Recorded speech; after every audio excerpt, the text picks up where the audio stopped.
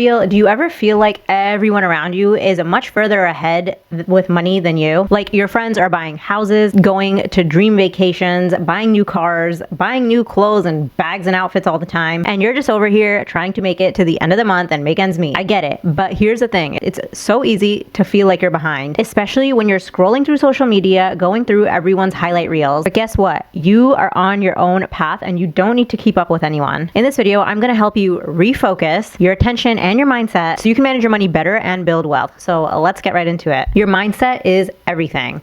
I know more than anyone else, it's so hard to not compare yourself to others, especially with things like social media being so accessible to us all the time. Comparing ourselves to others is the quickest way to making you feel stuck. Honestly, we've all done it, comparing where we are in life compared to where other people are. But here's the thing, comparison will get you nowhere. It actually just puts you in a place of questioning everything and in a place of feeling behind, and that's really not where you want to be. Instead, and I know that this is so hard, but it's so important to do if you want to move on and not feel stuck anymore, but you have to really focus on you and your journey only. Think about your financial goals, what you want to achieve, what you want your life to look like. And remember, what works for you may not work for someone else and vice versa. So it's important to stay in your lane and again, not compare. Whether it's paying off debt, saving for a rainy day, or even just being able to treat yourself once in a while without stressing. Focus on where you want to go and not where others are. You don't know what their journey looked like either. You don't know their struggles and maybe what debt they had to take on in order to give you that highlight reel, right? So stop giving them your energy and pour that energy back into yourself where it belongs, where it flourishes. It's okay to be a work in progress. I think a lot of us feel like we're behind because we don't have it all together yet, but the truth is that nobody does. And even if you know somebody who seems like they all have it together, I promise you they are trying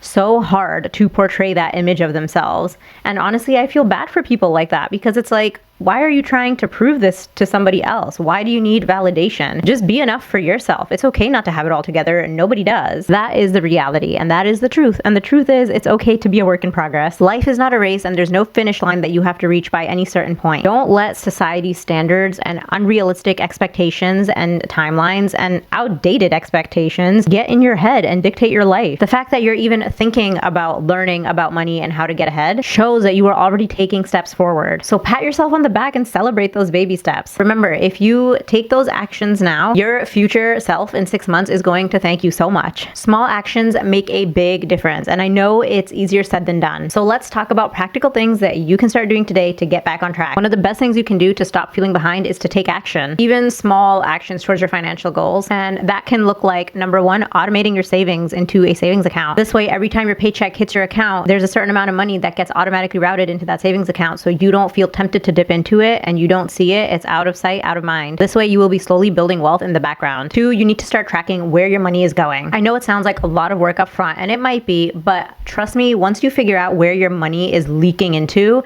it's going to be much easier to resolve that problem. If you realize you're spending $500 every couple weeks on eating out, you know it's time to cut back and start cooking at home or finding a cheaper alternative. 3 is to cut out just one unnecessary expense and realize how much money that saves you. Start off small. You don't have to go through and cut out everything. Just start with one thing. This could be your daily coffee or a subscription that you never use. Or maybe it's just eating out one less time per week. Redirect that saved money towards your financial goals. Invest it or put it into your savings or emergency account. Also, don't be so hard on yourself. It's so easy to beat yourself up when you don't feel like you are where you want to financially be, especially in your 30s. Remember, it's not about perfection, it's about progress. If you paid off one small debt, maybe you paid off your credit card bill, or even if you put $50 into your savings account, or just got one step closer to your goal, that is really something to be proud of. So stop comparing, start taking small actions, and most importantly, be kind to yourself. Remember, you are not behind. This is your own journey. You are exactly where you need to be at. And with these small, steady steps, you will reach your financial goals and stop feeling so behind. Stop comparing yourself and be consistent. And remember, one of the best ways to build true, real generational wealth is by investing. And if you have absolutely no idea where to even start with investing, then don't even worry, because that's exactly what I go over in this video right here. And if that video is not out yet, make sure you go ahead and hit that red subscribe button. This way you'll be notified when that video is out. So I will catch you